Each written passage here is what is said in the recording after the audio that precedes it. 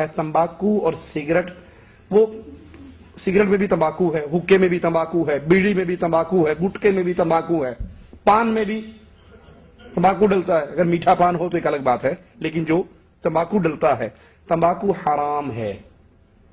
تمباکو حرام ہے. تمباکو خبیث ہے یا طیب ہے؟ جی یہ فیصلہ کر لو, پھر قرآن سے دلیل مل جائے گی. تمباکو خبیث ہے یا پاک ہے؟ پاکیزہ چیز ہے یا خبیث چیز ہے؟ خبیث چیز ہے, اور اللہ تعالیٰ نے خبیث کو حرام کیا ہے اور طیب پاکیزہ چیز کو حلال کیا ہے. مثال دے کے سمجھاتا ہوں. آپ جائیں بیٹھے ہیں, یہ مسجد ہے یا نماز ہوتی ہے, ابھی آپ کے سامنے کھانا آ جائے, مرغی آ جائے, دودھ آ جائے, پانی آ جائے, پھل آ جائے, تو کھائیں گے نا؟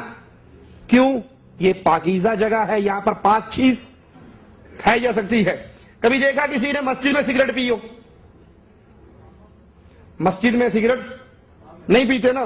کیوں؟ کیونکہ یہ پاک جگہ ہے, وہ خبیث چیز ہے. اچھا کبھی آپ نے دیکھا کوئی بندہ باتھ روم میں جا رہا ہو اور اس کو کوئی دودھ کی بوتل دے دے, بھائی اندر جا رہے ہو ذرا ٹائم تھوڑا پی لینا وہیں بیٹھ کے, وہ کہے گا تیرا دماغ خراب ہے, میں واش روم میں جا رہا ہوں اور تم مجھے دودھ دے رہے ہو؟ یا کسی نے سموسے دیے ہو کہ باتھ روم میں جا رہے ہو بھائی, جاتے جاتے یہ سموسے کھا لینا؟ کوئی نہیں کھائے گا. باتھ روم میں نہ کوئی سموسے کھائے گا, نہ دودھ پیے گا, نہ پانی پیے گا. بیٹھ جائیے, یہ کام نہیں کرے گا. لیکن آپ کیا دیکھتے ہیں کہ جن کو کہیں سگریٹ پینے کی جگہ نہیں ملتی, وہ اندر بیٹھ کے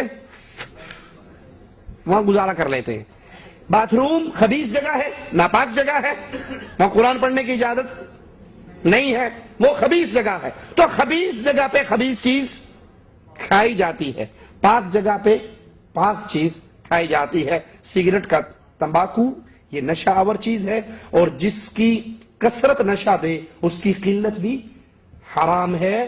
اور قرآن حکیم میں کہتا ہے مالک عز و جل, اپنے ہاتھوں کو ہلاکت میں نہ ڈالو, اپنے نفسوں کو قتل نہ کرو. یہ تمباکو قاتل چیز ہے.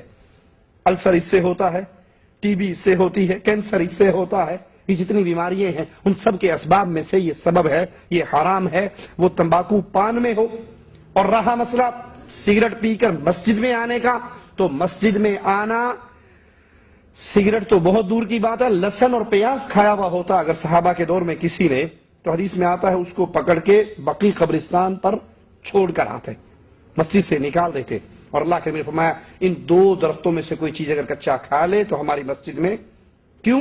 اس کی بو سے فرشتوں کو تکلیف ہوتی. لہسن حلال ہے نا, پیاز حلال ہے, اور سگریٹ, اگر لہسن اور پیاز کھا کے مسجد میں نہیں آیا جا سکتا تو سگریٹ اور نسوار کھا کے مسجد میں کیسے آیا جا سکتا؟